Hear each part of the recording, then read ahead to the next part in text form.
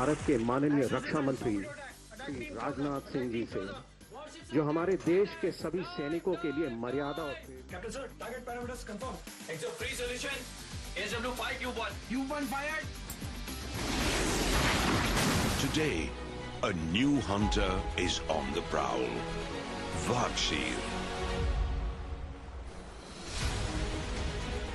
कद ऊंचा करने वाले हमारे देश के यशस्वी प्रधानमंत्री आदरणीय Narendra Modi ji, honourable governor Maharashtra Shri CP Radhakrishnan ji, honourable chief minister of Maharashtra Shri Devendra ji Fadnavis, रक्षा राज्य मंत्री Shri Sanjay ji Seth, deputy CM Maharashtra Shri Eknath ji Shinde, Shri Ajit ji Pawar, deputy CM of Maharashtra general Anil Chauhan, chief of defence staff, admiral DK. Tripathi, chief of naval staff, अन्य अधिकारी वर्ग, मीडिया के मित्रों, देवियों व सज्जनों, सबसे पहले मैं आज इस ऐतिहासिक अवसर पर हमारे माननीय प्रधानमंत्री श्री नरेंद्र मोदी जी का हृदय से स्वागत और अभिनंदन करता हूं। मैं आपका आभार व्यक्त करता हूं प्रधानमंत्री जी कि आप अपनी व्यस्त दिनचर्या से बहुमूल्य समय निकालकर आज यहां हम सबके बीच उपस्थित हुए हैं। माननीय प्रधानमंत्री जी, भारत की सुरक्षा व्यवस्था सुदृढ़ करना और रक्षा क्षेत्र में आत्मनिर्भरता लाना हमेशा आपकी प्रायोरिटी रही है। आपने लगातार इस संबंध में अपना गाइडेंस हम सबको दिया है। हमारे डिफेंस सेक्टर का लगातार बढ़ता सामर्थ्य इस बात का जीवंत उदाहरण है। आईएनएस सूरत, आईएनएस नीलगिरी और आईएनएस वागशीर यानी एक डिस्ट्रॉयर, एक फ्रिगेट और एक सबमरीन की एक साथ हो रही हिस्टोरिक कमीशनिंग सिर्फ इंडियन नेवी की ही नहीं बल्कि आपके नेतृत्व में इंडियन ओशन रीजन में भारत की बढ़ती ताकत का भी यह प्रमाण है। साथियों, वैसे तो इंडियन ओशन रीजन में हमेशा से जियो स्ट्रेटेजिक और इकोनॉमिक दृष्टि से यह रीजन महत्वपूर्ण रहा है, परंतु आज के तेजी से बदलते हुए परिवेश में यह और भी महत्वपूर्ण हो गया है। आज हम यह कह सकते हैं कि जो महत्व पूर्व में अटलांटिक ओशन का हुआ करता था, वो महत्व आज शिफ्ट होकर इंडियन ओशन की ओर आ गया है। दुनिया के ट्रेड और कॉमर्स का एक बहुत बड़ा हिस्सा इस क्षेत्र से होकर गुजरता है। इसके अलावा आज जियो स्ट्रेटेजिक कारणों से यह क्षेत्र इंटरनेशनल पावर राइवलरी का भी एक हिस्सा स्वाभाविक रूप से बनता जा रहा है। साथ ही यहां drug trafficking, narcotics, smuggling, illegal fishing, human trafficking, terrorism आदि इलीगल एक्टिविटीज का प्रयास होता रहता है। इंडियन ओशन रीजन में भारत का जियो स्ट्रेटेजिक और इकोनॉमिक इंटरेस्ट बहुत पुराने समय से ही रहा है।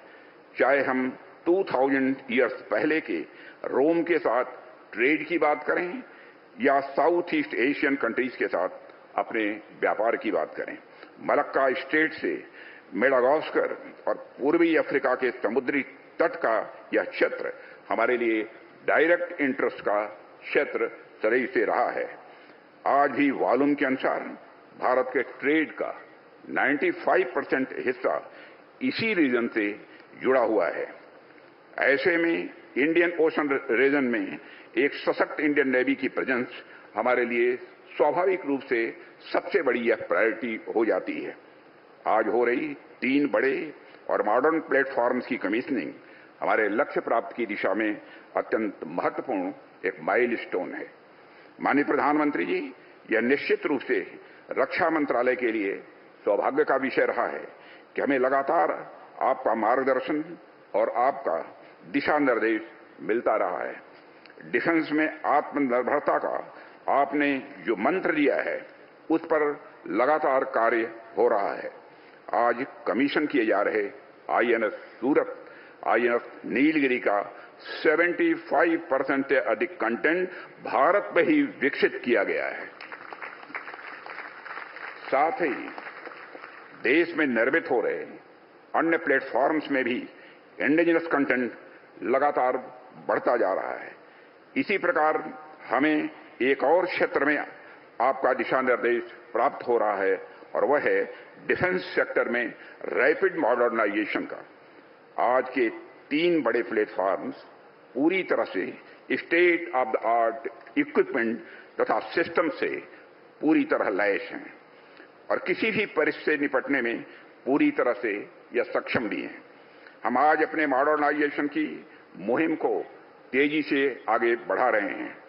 एक ओर तो हम इन बड़े प्लेटफॉर्म्स को देश में ही प्रोड्यूस कर रहे हैं, तो दूसरी ओर हमारा ध्यान low cost and high impact system पर भी है, जो कम समय में हमारी सेनाओं को और अधिक पोटेंट बना सके।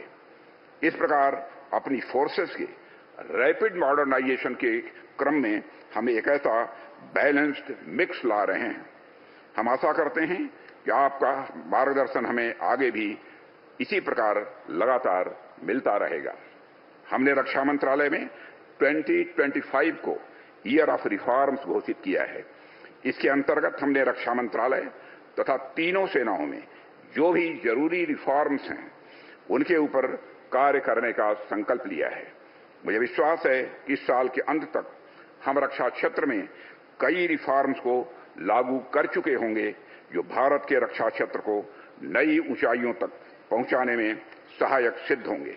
मैं इस अवसर पर मझगांव डॉक लिमिटेड के हमारे सभी इंजीनियर्स, मशीनिस्ट, कॉन्ट्रैक्टर्स, वर्कर्स एवं इन प्रोजेक्ट से जुड़े सभी लोगों का विशेष आभार व्यक्त करता हूं। आपका कठिन परिश्रम व आपका समर्पण आज रंग ला रहा है। आप सभी के बिना इसकी कल्पना भी नहीं की जा सकती थी। आपने अपनी लगन से भारतीय नौसेना की ताकत में वृद्धि की है और देश को आपके ऊपर गर्व है। एक बार फिर से माननीय प्रधानमंत्री जी का हृदय से धन्यवाद व्यक्त करता हूं कि आप हमारे बीच आए और हम सबको आपका सानिध्य प्रदान हुआ। अंत में शं नो वरुण यानी वरुण देव की कृपा सदैव हम पर बनी रहे, इसी कामना के साथ मैं अपना निवेदन समाप्त करता हूं। आप सभी को बहुत बहुत धन्यवाद। जय हिंद।